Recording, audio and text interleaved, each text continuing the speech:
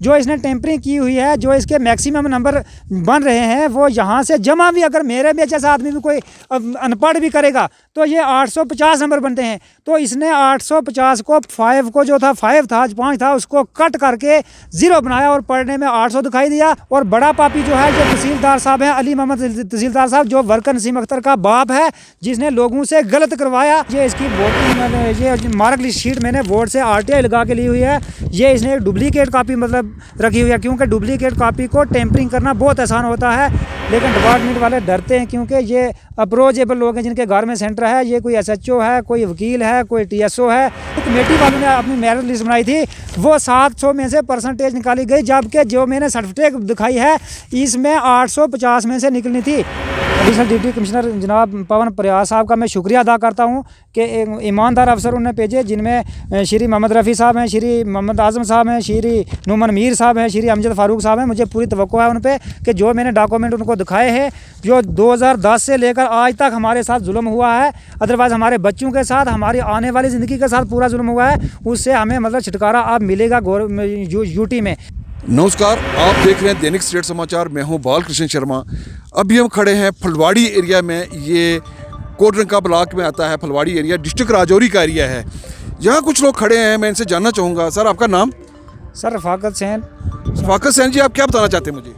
Sir panchayat Penada ward number 5 Moda फुलवाड़ी से मेरा तल्लक है। सर ये एक आंगनवाड़ी का यहाँ सेंटर 2010 में खुला था, तो जिससे आज तक सेंटर के बच्चों को कोई राशन, कोई न्यूट्रिशन, जो भी जितने भी सेंटर की सुविधाएं होती हैं वो नहीं मिली। अदरवाइज़ हमने एक एप्लीकेशन सरपंच साहब को दी, जब पंचायतों को पावर मिली कि हमारा सेंटर को चेक कीजिए। सरपंच साहब ने मौका पर आके नायब सरपंच को साथ लेके, वार्ड के पेंच को साथ लेके वहाँ सेंटर पर गए। सेंटर बंद था तो उन्होंने एक मतलब रेजोल्यूशन डाला कि इसको शिफ्ट करके पंचायत पेनाड़ा वार्ड नंबर 5 मोड़ा उल्लू से ट्रांसफ़र करके। इसको क्यों ट्रांसफ़र किया जाए? आप क्या चाहते हो? ये जो सेंटर खुला है, ये सेंटर कौन से पंचायत का खुला है? ये सर ये पंचायत पेनाड़ा का सेंटर है, वार्ड नंबर 5 सवाड़ी का सेंटर है फुलवाड़ी का। तो यहाँ रखा हुआ है, खुला हुआ है, वो साकरी में रखा हुआ है। वार्ड नंबर 5 मोड़ा उल्लू में चल रहा है।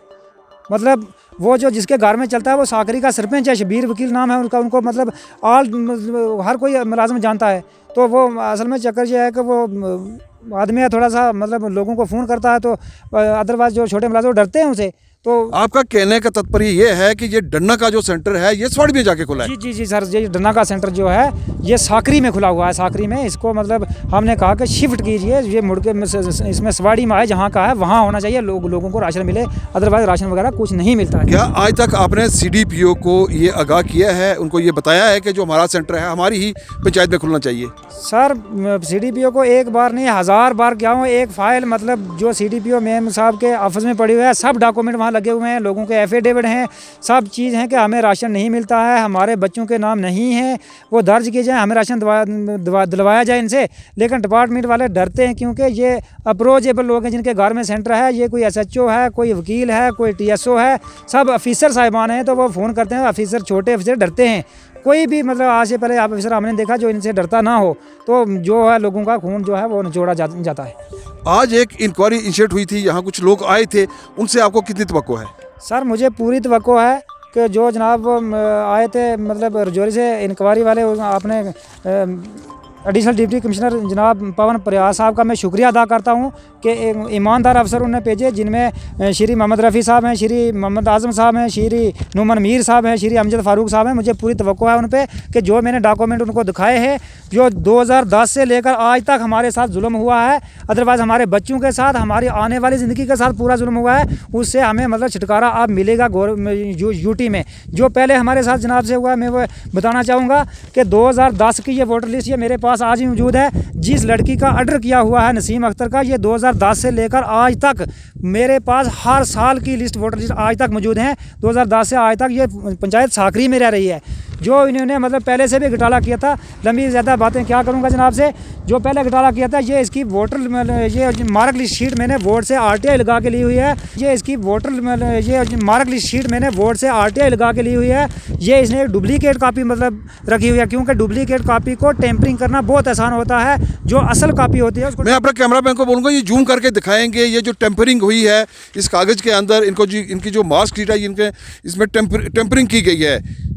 जी सर, इसमें टेम्परिंग जो की हुई है, पहले तो इसमें टेम्परिंग ये है कि इस पर रजिस्ट्रेशन नंबर ना है, जिससे ये चेक होती है कि ये बोर्ड से मिली या कहाँ से मिली। ये इसमें अदरवाइज़ हर सर्टिफिकेट सब पढ़े लिखे लोग जानते हैं कि रजिस्ट्रेशन नंबर होता है 10वीं की मार्कशीट पे। ये डुप्लीकेट कॉपी है जो इसने टेम्परिंग की हुई है। जो इसके मैक्सिमम नंबर बन रहे हैं वो यहाँ से जमा भी अगर मेरे भी जैसा आदमी भी कोई अनपढ़ भी करेगा तो ये 850 नंबर बनते हैं। तो इसने 850 को 5 को जो था 5 था उसको कट करके 0 बनाया और पढ़ने में 800 दिखाई दिया और 750 को टिक कर लिया। जो मेरिट लिस्ट इसने बनाई, मतलब अपनी मर्जी कमेटी वालों ने अपनी मेरिट लिस्ट बनाई थी, वो 700 में से परसेंटेज निकाली गई, जबकि जो मैंने सर्टिफिकेट दिखाई है इसमें 850 में से निकलनी थी। मैंने बोर्ड से भी क्लियर कर लिया। 1992 में जो मैक्सिमम एग्ज़ाम होता था वो 850 का, और स्टूडेंट जितने भी इसके साथ थे उनका 850 का हुआ और इसका 700 क्यों हुआ?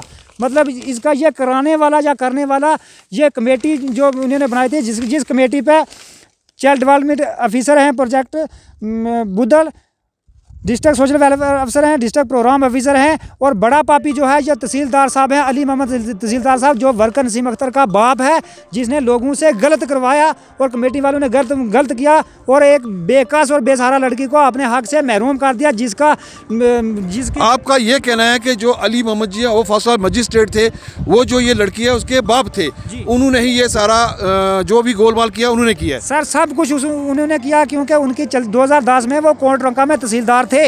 तो आज वो रिटायर हो चुके हैं। ये उनकी बेटी थी, उसने अपनी बेटी के गलत मफाद के लिए, अपने तमा के लिए, दूसरी जो ये लड़की है नगीन अख्तर, डॉक्टर मोहम्मद रफ़ीक, इसकी मेरिट लिस्ट बनी हुई है, तो इस बेचारी को अपने हक से महरूम कर दिया ज़िंदगी भर के लिए।